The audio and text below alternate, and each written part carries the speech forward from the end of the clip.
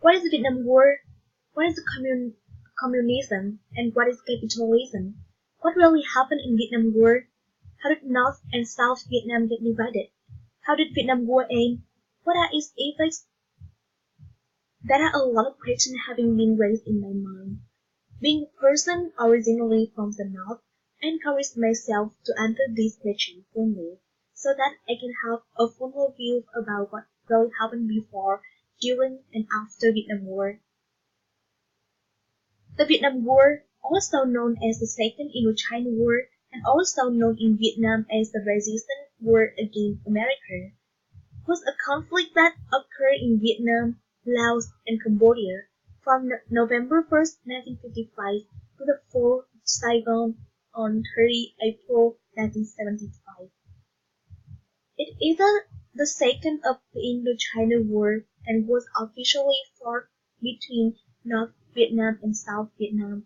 The North Vietnamese army was supported by the Soviet Union, China, and other communist allies, while the South Vietnamese army was supported by the United States, South Korea, Asia, Australia, and other anti-communist allies. While the North Vietnamese government and the Viet Cong were fighting with the intention to reunify Vietnam, they considered the conflict as a colonial war and the U.S. involvement as an invasion. The U.S. government viewed its involvement in the war as a way to prevent a communist takeover of the South Vietnam. The United was afraid that the domino phenomenon would result in the spread of communism. Consequently, they would lose the power in the control of the war. Beginning in 1950, American military advisors arrived in what was then French Indochina. Most of the funding for the French war effort was provided by the U.S. The U.S. supported the South Vietnamese with money and the military advisor who trained the troops and the police force. U.S. involvement escalated in the early 1960s, with troop level tripling in 1961 and again in 1962. U.S. government escalated further following the 1964 Gulf of Tonkin incident, in which the U.S. destroyer clashed with the North Vietnamese fast attack craft, which was followed by the Gulf of Tonkin resolution, which gave the U.S. President authorization to increase U.S. military presence. Regular U.S. combat unit was deployed beginning in 1965. Operation across international borders area of Laos and Cambodia was heavily bombed by U.S. forces as American involvement in the war back in 1968, the same year that the communist side launched the Tet Offensive. The Tet Offensive failed in its goal of overthrowing the South Vietnamese government, but it became the turning point in the war, as it persuaded a large segment of U.S. population that its government claim of progress toward winning the war was illusory, despite many years of massive U.S. military aid to South Vietnam. Gradual withdrawal of the U.S. ground forces began as part of Vietnamization, which aimed to end American involvement in the war while transferring the task of fighting the communists to the South Vietnamese themselves. Despite the Paris Peace Accord,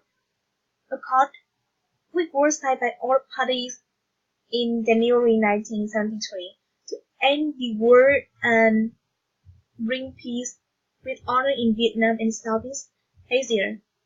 Direct U.S. military involvement ended in August 15, 1973. The capture of Saigon by the North Vietnamese Army in April 1975 marked the end of the war, and the North and the South Vietnam were reunified the following year. On April 30, 1975, scores of North Vietnamese tanks, armored vehicles, and countless Chinese-built trucks drove to the presidential palace. Communist troops of North Vietnam and the Provisional Revolutionary Government of the South Vietnam poured into Saigon, remarked the tanking of communists North government over the anti-communist South Vietnam government. The raising of the flag of the National Liberation Front over the presidential palace signified the transfer of the power to communists, which took place at 12:15 p.m., just about 2 hours after the General Ming's surrender broadcast. Right in the moment General Ming was announcing on broadcast about his surrender, and the communist forces entered into the city, South Vietnam soldiers and civilians then abroad several coastal freighters tied up along the Saigon River, hoping to escape. Loud explosion was heard in late afternoon in Saigon. The worst had taken place aboard an ammunition box burning in the Saigon River. In order to prevent South Vietnamese from escape effort, but no damage was reported in the city, except at the United States Embassy and other American buildings, which Saigon looted. The communist government wanted to erase every trace that they had immorally done with the South Vietnamese people. At the embassy they took virtually everything, including the kitchen sink, and the machine to trade secret documents. Outside the embassy, Thống Boulevard was littered with burned cars, and after the war the communist North government tried to destroy everything that the South Vietnam had been making together with the US government, which it considered as a cowardly self-loathing action. On the other side, the rush to assign blame for what happened began well before the last helicopter left Saigon and has continued since.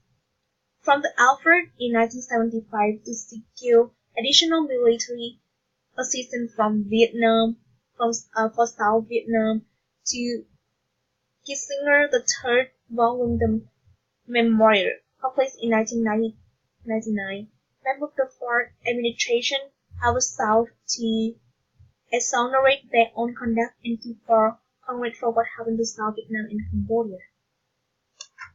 The Department of Defense reported that the United States spent about $168 billion, worth around $950 billion in 2011 dollars, in the entire war, including $111 billion on military operations from 1965 to 1972, and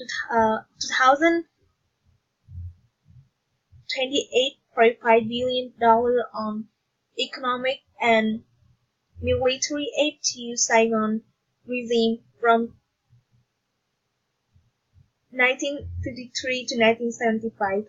At the rate, the United States spent approximately $160,000 for the enemy kill.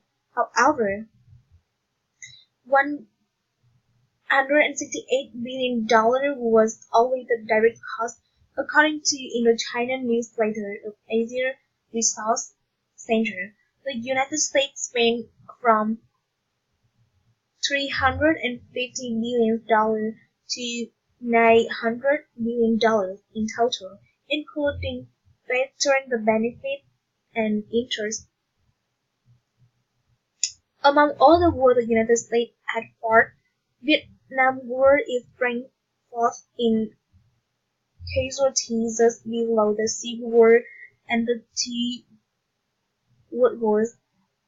Out 2,594,000 personnel who served in Vietnam, there were 58,220 Americans dead, 153,303 wounded, and 1,643 missing.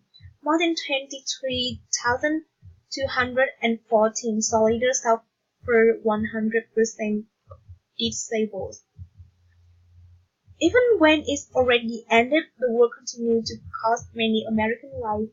It is estimated that 70,000 to 300,000 Vietnamese veterans committed suicide and around 7 million veterans suffer psychological trauma. Talking about the failure of South Vietnam, Steinbeck quoted President Johnson as saying that South Vietnam, however young and frail, has the right to develop as a nation, free from the interference of any other power, no matter how mighty or strong. The normal process of political action, if given time and patience and freedom to work, will someday, some way, create in the South Vietnam a society that is responsive to the people and consistent with that tradition. Aggression by invading armies or ruthless insurgency must be denied in the presence of success in Vietnam. In his defense for democracy, freedom, and infreedom, Steinbeck considered forces of communism as immoral and as a cancer in South Vietnam. As a liberal writer, Steinbeck never stopped defending for democracy and freedom because he had witnessed the depravity of communism and totalitarianism, but also because he knew that they would prevent the individual to create such a mind for fulfilling itself. The communist policy and government had caused many distrust and contempt for Viet Cong and North Vietnamese, by which they responded to Steinbeck's murder, intimidation, and dominance, or terror, torture, and murder. The failure of South Vietnam, in my opinion, is a loss for Vietnam. It has prevented Vietnamese people in general from democracy, freedom, independence, and exposure to intrustable values. The end of Vietnam War, or to be detailed, the failure of South Vietnam did not only take away many precious lives of Vietnamese and Americans, but also did deprive Vietnamese from the freedom, democracy, independence, and the faith in the government. The current communism Vietnam government is trying their best to hide every fact about their policy. That may have negative impact on the control of the government from the citizens. They are Vietnamese who have a chance to expose to democracy and freedom perspective. I wish sooner or later there would be a change in the current policy. We can help Vietnamese grow and develop fully with more freedom and fairness. And so that is all of my presentation on how the Vietnam War ended and how it affected on US and Vietnam. Thank you guys for listening.